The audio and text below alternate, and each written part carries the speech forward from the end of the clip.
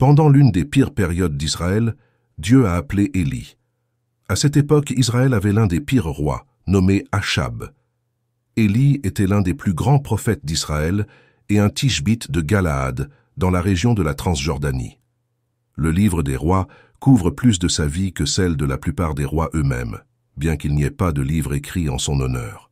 Sa rencontre avec les prophètes de Baal sur le mont Carmel l'a rendu très célèbre.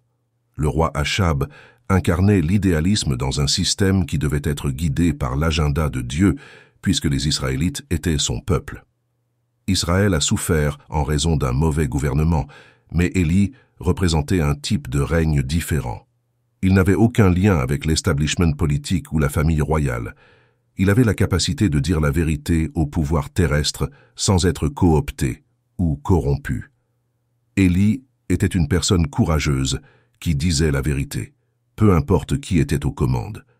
Il représentait un royaume complètement différent, avec un but très différent. Élie semblait avoir atteint le sommet des aventures de la vie, héroïquement presque incroyable, mais humble de cœur. Mais il était sur le point de surpasser tous ses exploits. Il était sur le point d'éviter la mort.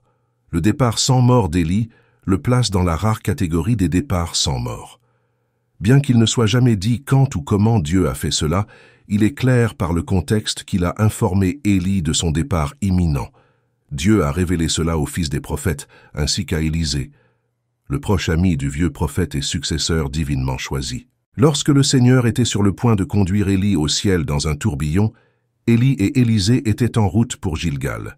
Nous arrivons au dernier jour d'Élie sur terre lorsqu'il serait élevé dans un tourbillon. L'hébreu ici peut également être traduit par une explosion, en un moment de vent. Dans un mouvement rapide, Élie serait emporté, et à ce moment-là, il disparaîtrait de cette terre en présence de Dieu. Dieu n'a pas seulement dit à Élie que cela arriverait et comment cela arriverait, mais aussi où cela arriverait. Cela explique pourquoi nous voyons Élie se déplacer rapidement vers le Jourdain. Pendant que vous lisez le récit, imaginez la scène qui se déroule. Élie et Élisée, voyageant ensemble, avec les fils des prophètes demandant à plusieurs reprises à Élisée s'il savait que son maître serait emporté ce jour-là. Élisée, fidèle et déterminé, refusait de quitter Élie, disant « Aussi vrai que le Seigneur est vivant, et aussi vrai que tu es vivant, je ne te quitterai pas. » Et ainsi ils ont continué ensemble, de Gilgal à Béthel, de Béthel à Jéricho, et finalement au Jourdain. Lorsqu'ils arrivèrent au Jourdain, Élie prit son manteau, le roula et frappa les eaux, qui se divisèrent d'un côté et de l'autre, permettant aux deux de traverser à sec. Après avoir traversé, Élie demanda à Élisée ce qu'il voulait qu'il fasse pour lui avant d'être emporté. Élisée demanda une double portion de l'esprit d'Élie. Élie répondit que c'était une demande difficile, mais que si Élisée le voyait être emporté, ainsi en serait-il. Et en effet, pendant qu'il marchait et parlait, un char de feu avec des chevaux de feu apparut, séparant les deux, et Élie monta au ciel dans un tourbillon. Élie et Enoch sont des figures qui démontrent comment une vie dédiée à Dieu peut transcender les limites humaines, y compris la mort elle-même. L'expérience de ces hommes de Dieu défie notre compréhension naturelle et nous invite à faire confiance au pouvoir divin qui va au-delà de ce que nous pouvons voir ou comprendre. Leurs histoires servent de rappel puissant que la foi véritable et l'obéissance peuvent nous mener à des lieux extraordinaires, tant dans cette vie que dans la suivante. La marche d'Enoch avec Dieu nous pousse à réfléchir sur la profondeur de notre propre relation avec le Créateur. À une époque de grande corruption et de méchanceté, il a maintenu une communion si étroite avec Dieu qu'il a été épargné de la mort physique. Cela nous met au défi de chercher une plus grande intimité avec Dieu, même au milieu des difficultés et des tentations que nous affrontons quotidiennement. La vie d'Enoch nous montre qu'il est possible de vivre de manière pieuse et intègre, indépendamment des circonstances autour de nous. L'histoire d'Élie est également une invitation au courage et à la fidélité en temps d'adversité. Il a affronté des rois puissants, de faux prophètes et une nation qui s'éloignait de Dieu.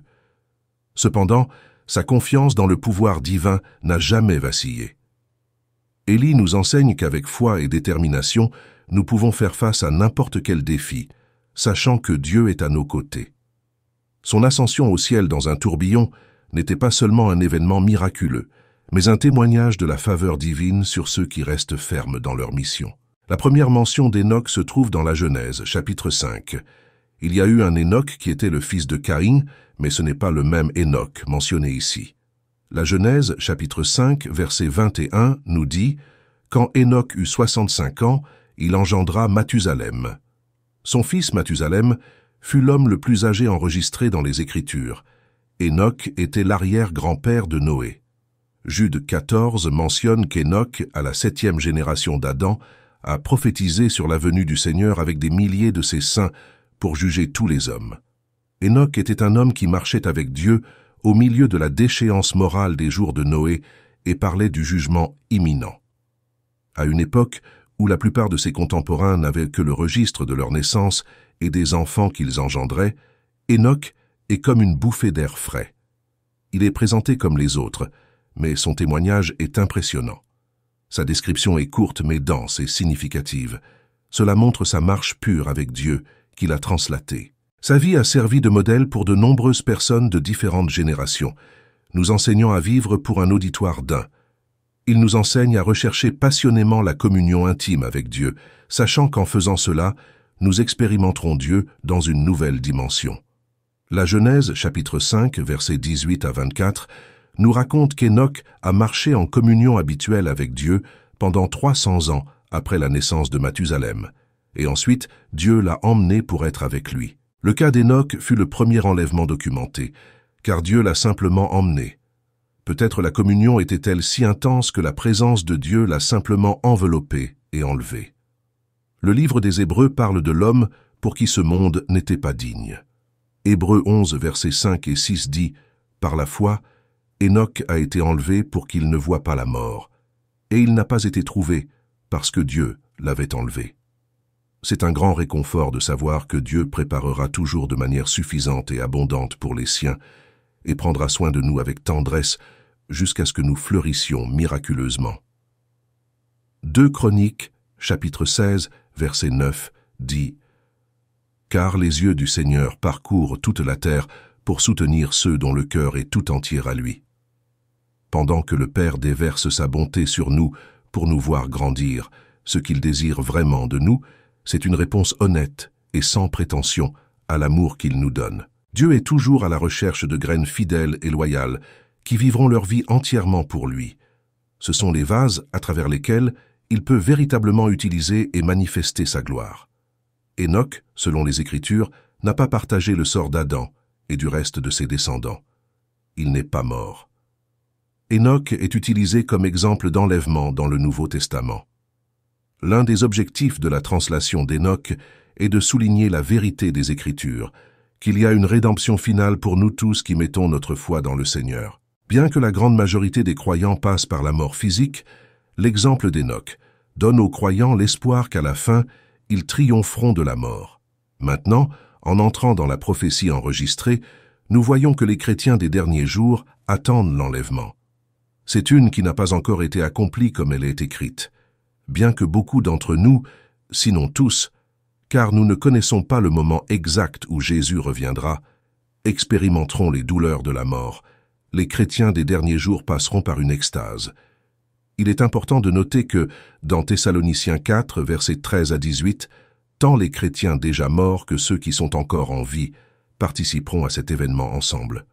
Nous ne voulons pas, frères et sœurs, que vous soyez dans l'ignorance au sujet de ceux qui dorment, afin que vous ne vous affligiez pas comme les autres qui n'ont pas d'espérance. Car si nous croyons que Jésus est mort et ressuscité, nous croyons aussi que Dieu ramènera avec Jésus ceux qui se sont endormis en lui. Nous vous disons ceci par la parole du Seigneur. Nous qui sommes encore en vie, qui restons jusqu'à la venue du Seigneur, ne précéderons pas ceux qui se sont endormis. Tout comme Élie et Hénoch n'ont pas expérimenté la mort physique, les chrétiens des derniers jours attendent une transformation similaire lors de l'enlèvement, où ceux qui seront vivants seront transformés en un clin d'œil et emportés pour rencontrer le Seigneur dans les airs. Cette promesse est une source de grand espoir et d'encouragement pour les croyants, nous rappelant que la mort n'est pas la fin, mais un portail vers l'éternité avec Dieu. Cet espoir nous donne la force de vivre selon la volonté de Dieu, sachant que bientôt, nous serons avec lui pour toujours. Les chrétiens des derniers jours, en attente de l'enlèvement, vivent avec l'espérance d'une rédemption finale qui transcende la mort, Cette promesse est un rappel constant que malgré les tribulations que nous affrontons, il y a un avenir glorieux réservé à ceux qui restent fidèles. L'attente de l'enlèvement nous motive à vivre de manière à plaire à Dieu, sachant que bientôt, nous serons avec lui pour toujours. Cet événement à venir est une source de consolation et d'encouragement, renforçant notre foi dans les promesses de Dieu. Les histoires d'Élie, Enoch et des chrétiens des derniers jours nous inspirent à garder nos yeux fixés sur le prix éternel. Elles nous rappellent que la vie avec Dieu est un voyage de foi, plein de défis mais aussi rempli de récompenses divines.